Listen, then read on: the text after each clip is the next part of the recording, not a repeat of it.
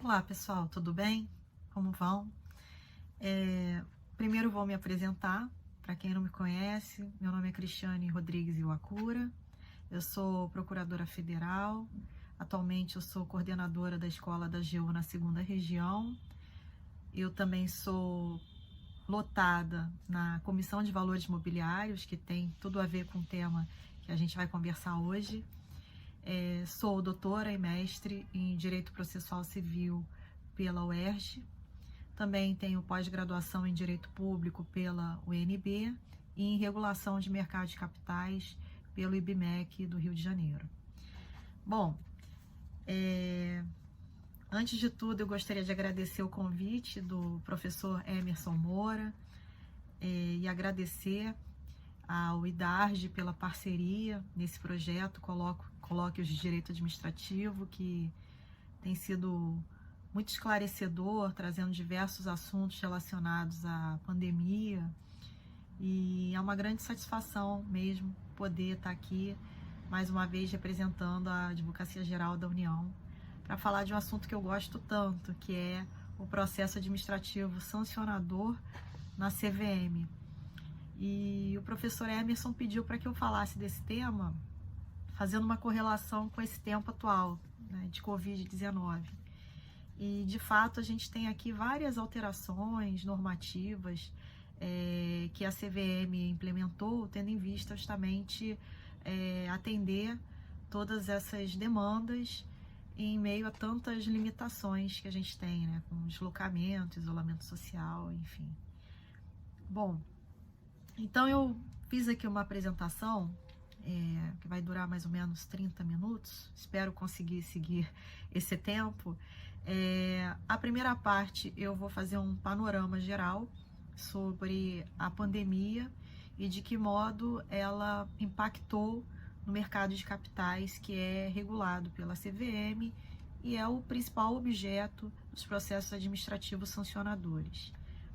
E num segundo momento, eu separei aqui vários atos normativos que a CVM editou, justamente tendo em vista a regulamentação, né, dessas medidas emergenciais para poder seguir o seu trabalho com a máxima normalidade e sem prejuízos tanto para a administração quanto também para os regulados.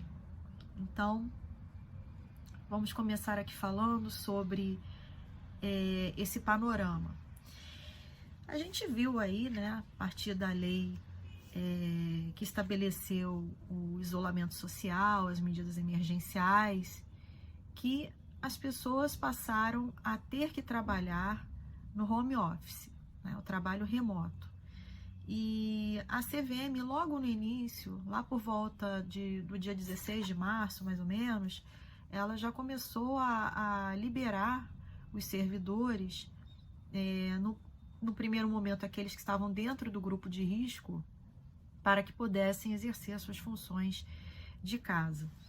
Notem que não são todos que podem exercer as funções de casa, né? Nesse caso, as pessoas que não podem exercer simplesmente vão ficar em isolamento social. As que puderem vão ter que se adaptar, né? Instalar lá os softwares, né? Algumas pessoas estavam preparadas, outras não.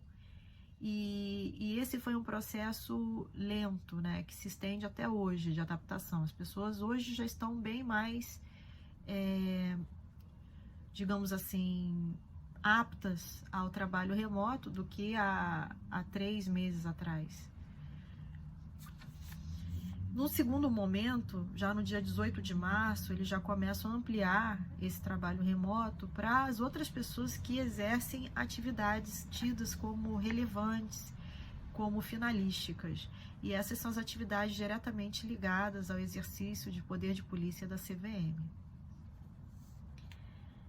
Bom, quais seriam essas atividades finalísticas? Nós temos, então, todas as atividades de fiscalização para manutenção da rigidez do mercado de capitais.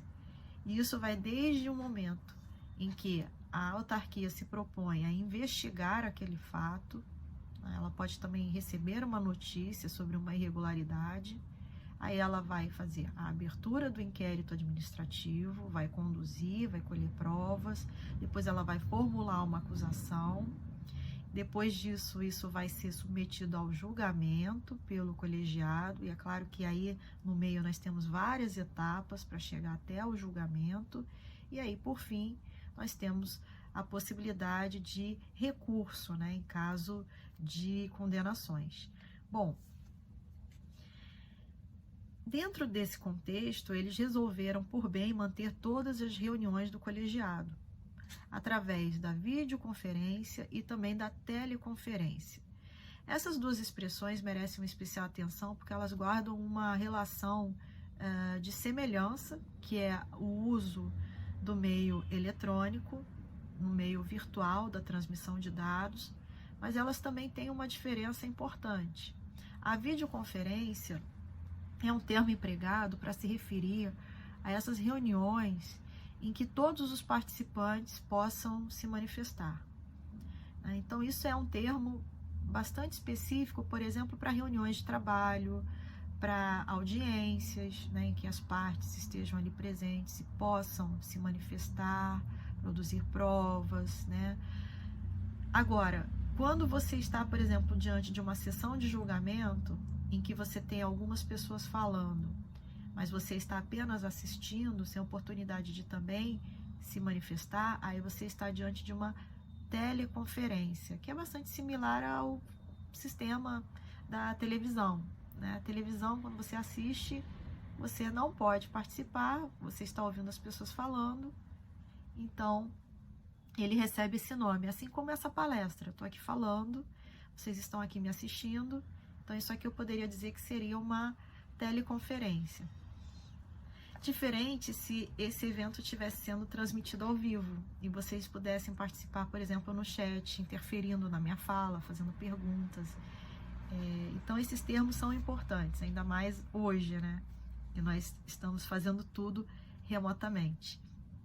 Bom, feita essa distinção, também gostaria de destacar que na CVM, várias viagens internacionais ou mesmo domésticas foram suspensas justamente para evitar esse deslocamento em razão da pandemia. Só que aí surge um problema. Algumas viagens eram realizadas para colheita de provas, de depoimentos e inspeções. Com essa limitação, eles passam a ter que desempenhar toda essa tarefa no meio eletrônico. E aí vem um questionamento muito interessante, que é o da oralidade. Várias pessoas questionam o uso da videoconferência justamente por isso, porque elas dizem que a oralidade estaria de uma certa forma comprometida. Que é diferente você estar no meio virtual, vamos dizer assim, na presença daquelas pessoas, mesmo que virtualmente, podendo interferir na sua fala, tirar uma dúvida naquele momento. A oralidade aqui é muito maior.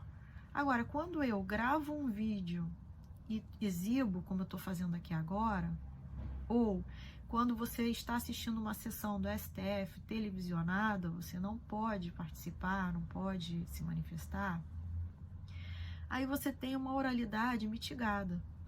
Porque a oralidade, ela tem por objetivo garantir a possibilidade do interlocutor influir de alguma forma na formação do convencimento daquele julgador.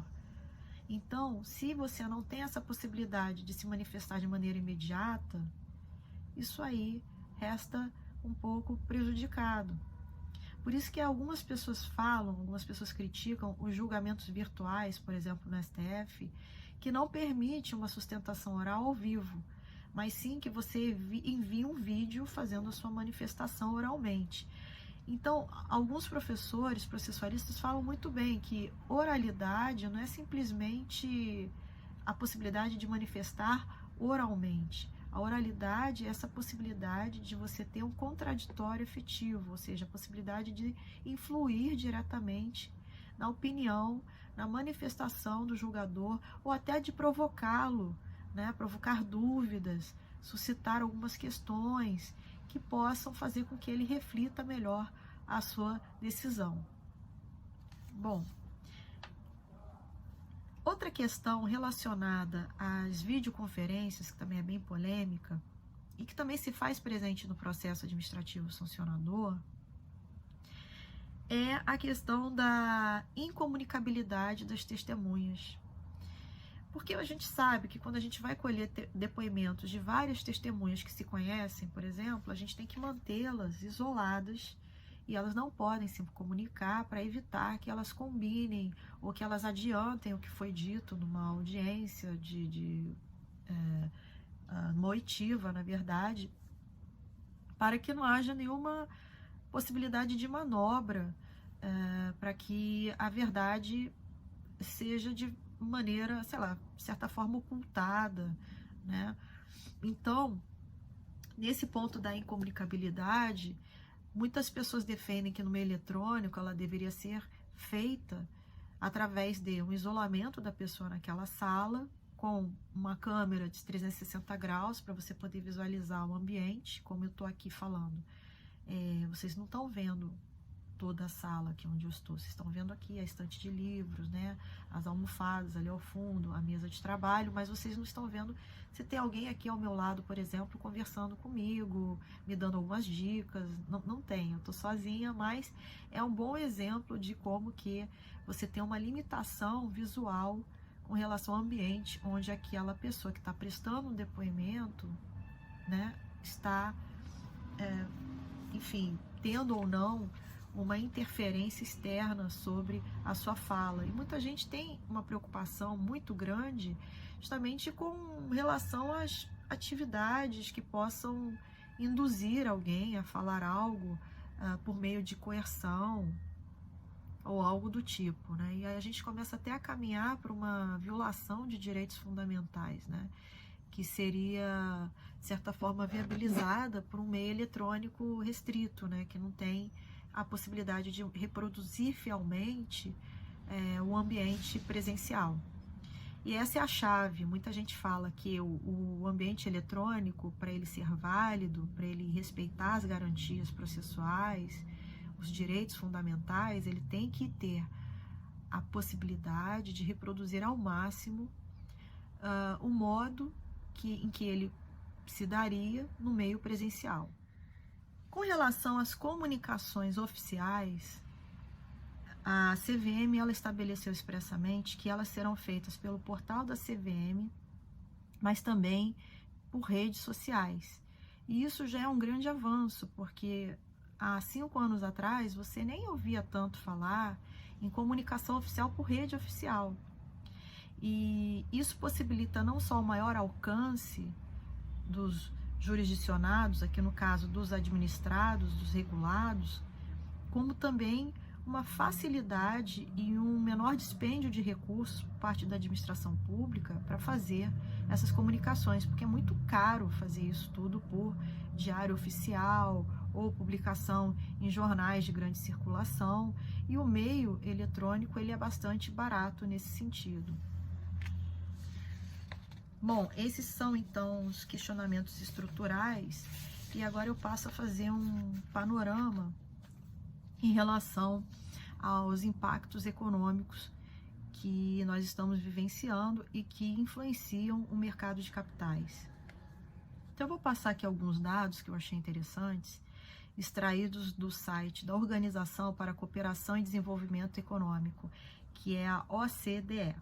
Você acha facilmente no Google, é só digitar OCDE, você vai lá ter integral acesso a todas essas informações.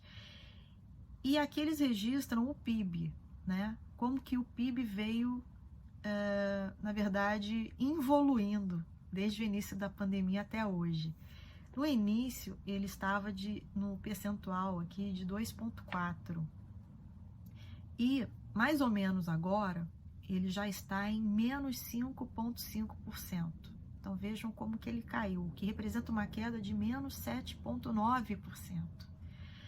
Já existem notícias em sites de economia de uma projeção de queda superior a 9,1% a partir dessa segunda onda da pandemia.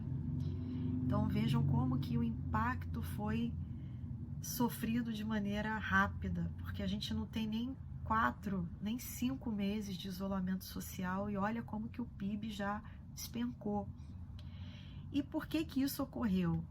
Eles atribuem grande parte disso em razão da queda do faturamento em diversos setores produtivos, né?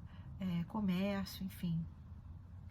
A gente tem um destaque maior na queda do faturamento nos ramos ligados ao comércio, que vendam, por exemplo, itens que não são tão essenciais e que tenham uma maior durabilidade, que poderia ser exemplificado aqui pelo vestuário e também por eletrodomésticos.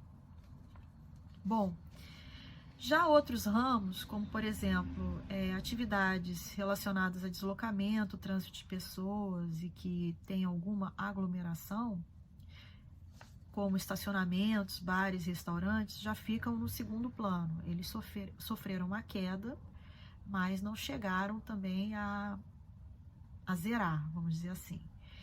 E por fim, alguns casos interessantes que até registram um aumento no faturamento, né, que foi o caso dos supermercados, das farmácias, dos serviços de delivery, dos marketplaces, enfim, nesses casos houve até um aumento. Mas não foi um aumento tão significativo a ponto de compensar todas as perdas dos demais setores produtivos e de comércio, né? Então, esse é o panorama que a gente tem econômico, né? Assim, bem superficial, só estou passando aqui para a gente ter uma ideia. A Bolsa, então, de Valores, ela oscilou bastante. E segundo dados do Bloomberg, ela teve uma variação bastante pessimista, alcançando a marca de menos 49,7% em dólares. E da mesma forma, a gente teve uma grande variação do câmbio, bem prejudicial, que chegou a registrar a proporção de 7:1. Então imagina, né? $1 valendo R$7, né? Que absurdo, né? A gente chegou. Inclusive, esse é uma das piores marcas que a gente tem no cenário internacional. Outro fator também preocupante na economia relaciona-se ao índice do desemprego, que vem cada vez mais crescendo em razão desse isolamento que está se estendendo. Nesse caso, a gente tem aqui uma preocupação muito grande, porque o desemprego, ele acarreta um efeito cascata imediato. Então, se uma pessoa ela perde o emprego, ela logicamente vai ter que também ajustar o seu orçamento e cortar prestações de serviços que ela mantinha.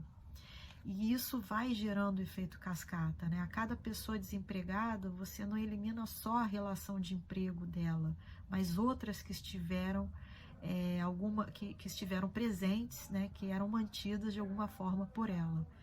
Então isso também é muito preocupante, tanto é que o governo lançou mão de várias medidas provisórias, né, para justamente flexibilizar essas relações de trabalho, para tentar segurar um pouco, mas não são suficientes, e a cada mês que perdura esse isolamento social em razão da pandemia, essa situação vai infelizmente se agravando.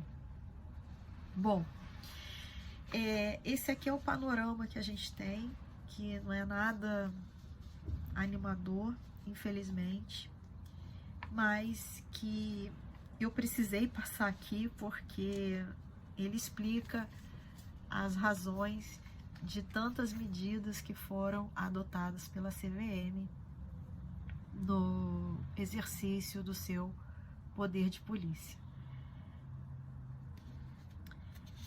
É interessante aqui fazer uma introdução antes de falar dos atos normativos, que quando se fala em processo administrativo sancionador da CVM, hoje qual é o regramento principal que a gente tem? É a instrução CVM 607 de 2019. Mas a gente também não pode ignorar outras normas que também estão ali, né, de plena aplicabilidade a esse tipo de processo, que é o caso, por exemplo, do CPC. O CPC de 2015, eu queria ressaltar aqui, ele trouxe diversas inovações em relação especificamente ao meio eletrônico, que é a forma principal pela qual hoje nós estamos, né, veiculando todas essas atividades, né, não só judiciais, mas administrativas, que é esse caso. Ele trouxe pela primeira vez previsão expressa, no sentido de que haveria uma regulamentação dos atos processuais eletrônicos. E isso já é um avanço, porque anteriormente ao CPC de 2015, a gente só tinha um tratamento legislativo na Lei 11.419 de 2006. Então, hoje a gente tem não só essa Lei 11.419, mas também o CPC, e agora a Instrução CVM 607, todas elas dispondo de maneira expressa sobre formas de comunicação eletrônica, formas de realização de atos eletrônicos. Bom, essa previsão expressa dos meios eletrônicos na Instrução CVM 607 está nos artigos 20 a 26. E, como eu falei aqui, a CVM, ela tem uma preocupação de sempre manter uma transparência sobre a sua atividade. E esses atos todos você encontra facilmente navegando pelo site da CVM, tá? Que é cvm.gov.br.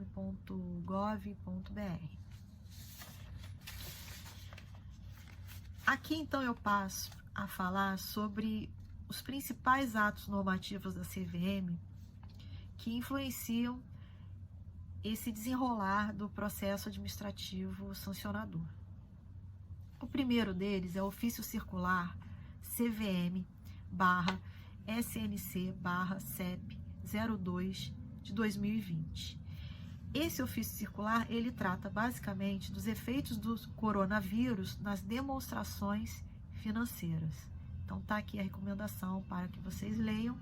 Basicamente, ele ressalta a necessidade de que as companhias e os auditores considerem os impactos do Covid em seus negócios e reportem os riscos e incertezas nas suas demonstrações financeiras.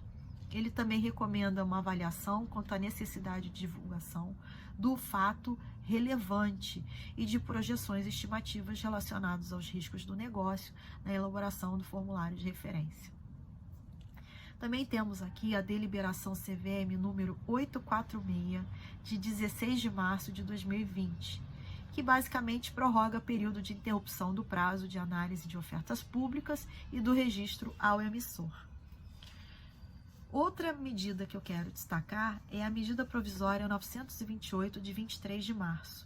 Ela traz uma regra muito importante, que está lá, falando sobre uma disposição que diz que não correrão mais os prazos processuais em desfavor dos acusados e entes privados processados em processos administrativos enquanto perdurar o estado de calamidade, de que trata o Decreto Legislativo número 6 de 2020. Então, vejam, não correm prazos em desfavor dos acusados enquanto perdurar o estado de calamidade decorrente da pandemia. Isso é muito importante, não só para o princípio do contraditório, da ampla defesa, mas também para que a própria administração ela tenha meios para que ela possa processar de maneira justa, de maneira eficiente, todas essas informações quando elas chegarem ao seu conhecimento. Então, isso também foi uma medida que merece não só elogios, mas um grande destaque, né? Parece lógico que isso viesse a ocorrer, mas realmente, se a gente não tiver uma disposição expressa, a gente não tem uma segurança jurídica quanto a isso, né? Então, essa norma, ela é muito importante e continua aqui no parágrafo único falando que também ficam suspensos os prazos prescricionais para aplicação das sanções administrativas. Então, aí já é outra ponta, né? Se, por um lado, o acusado, ele tem suspensos prazos, né, para apresentar a sua defesa, suas manifestações, enfim, para recorrer, também, por outro lado, a administração não pode também ser prejudicada com a prescrição eventual da sua pretensão punitiva. Então, perfeito esse dispositivo na medida provisória 928, de 23 de março de 2020. Aqui a gente também tem a deliberação 848, de 25 de março de 2020, que aqui eu não vou falar de tudo, porque ela é um pouco maiorzinha, mas resumindo, ela promove diversas alterações em relação a diversos prazos que afetariam diversos players no mercado. Então aqui a gente tem flexibilização de prazo em relação à taxa de fiscalização cobrada pela CVM, multas, incluindo a multa combinatória, lançamento de crédito tributário, dentre outras medidas. Aqui eu destaco uma outra medida interessante, que é a postergação por 120 dias do vencimento das obrigações assumidas em termos de compromissos celebrados pela CVM, que não foram quitadas até a data da publicação da deliberação. Então, assim, eles não foram quitados até a data da deliberação e eles também não tiveram o seu vencimento ocorrido naquela data. Então, todas as obrigações não vencidas, elas estariam, no caso, postergadas por mais 120 dias, em razão da pandemia. Por fim, o que eu quero destacar aqui é que a deliberação de 25 de março de 2020 reforça e explicita a suspensão também dos prazos dos processos administrativos sancionadores, que está prevista na medida provisória 928, que eu acabei de falar, e determina ainda que o prazo para interposição de recursos ao colegiado da decisão que for proferida pelos superintendentes da CVM, assim como o prazo do pedido de reconsideração, sejam contados em dobro. Então, é outra medida flexibilizando prazos em razão dessa situação de anormalidade. Por fim, tem aqui uma disposição um pouco diferenciada, um pouco destacada, que se relaciona apenas com a instrução 617 de 2019, que é uma instrução que regulamenta a prevenção à lavagem de dinheiro, conhecida como PLD, Prevenção à Lavagem de Dinheiro. E essa deliberação, então, prorroga para o dia 1º de outubro de 2020 o término do período de vacância para entrada em vigor desses dispositivos ainda não vigentes nessa instrução 617, de 5 de dezembro de 2019. Gostaria de falar agora sobre a medida provisória 931, de 30 de março de 2020. Essa medida provisória, ela tem várias disposições, bastante técnicas, todas flexibilizando a atuação aqui do Conselho de Administração. Mas aqui eu quero destacar que ela estende excepcionalmente o prazo para a realização da Assembleia Geral Ordinária, que seria de 7 meses contado do término do exercício, e ela também flexibiliza várias obrigações das companhias abertas de cunho deliberativo. Então é por isso que aqui ela faz muito uma referência expressa ao Conselho de Administração. Aqui agora eu quero falar sobre a deliberação 849, de 31 de março de 2020. Ela também flexibiliza vários prazos, e todos eles estão relacionados à entrega de informações periódicas para a CVM. Então, a gente tem, por exemplo, uma prorrogação aqui, uma flexibilização dos prazos para entrega do formulário de TR de 45 dias. Em outros casos, ela determina sempre 2 meses, que é o caso das demonstrações financeiras, formulário DFP, relatório do agente fiduciário, formulário cadastral, de referência, informe sobre o Código Brasileiro de Governança Corporativa. Nesses casos todos, o prazo ficou flexibilizado para 2 meses. E, por fim, o último ato que eu quero mencionar aqui apenas apontar para vocês é a instrução CVM número 625 de 14 de maio. E essa instrução, ela regulamenta aqui a chamada Assembleia Digital de Debenturistas. Então vejam que são todas medidas sempre tendentes a flexibilizar procedimento, ampliar prazos, suspender prazos, interromper prazos e autorizar o uso do meio digital, do meio virtual, do meio eletrônico para a prática dos atos que anteriormente só eram praticados presencialmente. Então, eu espero ter conseguido resumir aqui para vocês um panorama sobre o processo administrativo sancionador na CVM, os principais atos normativos que foram emitidos nesse período de pandemia, justamente para viabilizar a atuação não só da administração pública federal, mas também para que não houvesse nenhum prejuízo à atuação dos diversos players do mercado. Então, desde já, eu agradeço a todos pela atenção, fico à disposição de todos para dirimir qualquer dúvida. Eu estou lá nas redes sociais, quem quiser me seguir no Instagram é Cristiane Iwakura, você me acha lá. Vou botar o nome aqui, né, deve estar o nome aqui para vocês conseguirem entender, porque Cristiane Iwakura é um nome muito confuso, toda hora eu tenho que soletrar, e não bastava o Iwakura ser complicado, o Cristiane também é complicado, que às vezes o pessoal me chama de Cristina, de Cristiano, enfim, qualquer coisa me chama de Cris mesmo, e tá ótimo. Então, muito obrigada a todos, tenham um ótimo dia, usem máscaras, muita proteção e só saiam de casa se for realmente necessário. Aproveitem esse momento para estudar bastante. Um grande abraço e até a próxima.